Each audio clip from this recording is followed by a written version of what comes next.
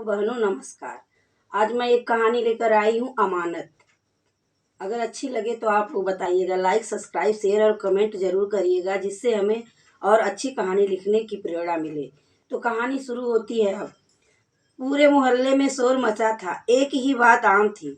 मंदिर के प्रांगण में एक नन्ही सी बच्ची है जो किसी ने उसे वहीं छोड़कर अपना दामन सफेद कर लिया। वो बच्ची रोते रोते थक गई थी।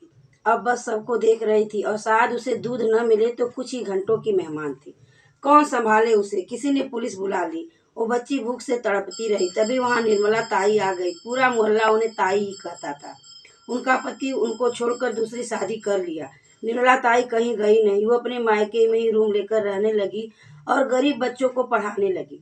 उन्होंने उस बच्ची को गोद में उठाया और लगी दुलारने, और पुलिस की सब फॉर्मेलिटी पूरा करके उसे घर ले आई और उसे पालने लगी।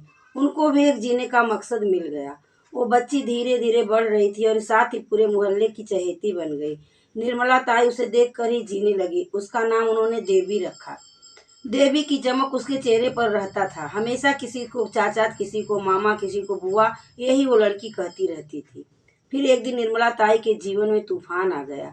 एक दंपति आए और ताई से बोले, हमें माफ करिए, हमें देवी माँ हम देवी के माँ बाप हैं, आप उसे हमें लौटा दीजिए। इतने दिन संभाले उसके लिए आपका धन्यवाद। ताई तो रोने लगी, लेकिन पूरा मोहल्ला उन्हें समझाने लगा और उस दंपति को डांटने लगे। ऐसा था तो छोड़ा काहे, और वो मर गई होती तो अब आपका कोई बच्चा नहीं होगा तो आ गए लेने। वो रोने लगे कि हमारे ससुर जी रूढ़वादी विचार के थे। अस्पताल से ही देवी को हटा दिए और हमसे बोले कि तुम मरा बच्चा पैदा की हो। शायद देवी का श्राप हमें लगा, हम कभी माँ नहीं बन पाएंगे।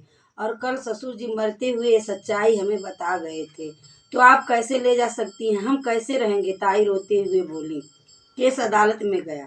तारीख तारीख तारीख। फिर वकील साहब के जिरह पर जज ने उस बच्ची को देखभाल ताई को दिया और कहा, अगर ऐसा न हुआ तो मानवता मर जाएगी। कोई किसी अनाथ को नहीं अपनाएगा। और कुछ सफेदपोश ऐसा ही करते हैं, अपने दामन को साफ करने के लिए और क्षणिक आनंद के लिए एक जिंदगी चौपट कर देते हैं और एक अनाथ देश को दे देते हैं। जो ताई जैसे के हाथ न लगे तो इस दुनिया की भीड़ में चोर डकैत या तवायफ ही मिलेंगे वो। लेकिन हाँ, चूंकि उस दंपति की कोई गलती नहीं और उनका कोई वारिस नहीं, इसलिए कुछ हक उन्हें भी दिया जा रहा है। वो आकर मिल सकती हैं और देवी की इच्छा अनुसार घर ले जा सकती हैं। इसमें ताई की मंजूरी सर्वश्रेष्ठ है। अगर ये कहानी आपको अच्छी लगे तो लाइक सब्सक्राइब शेयर और कमेंट जरूर करें।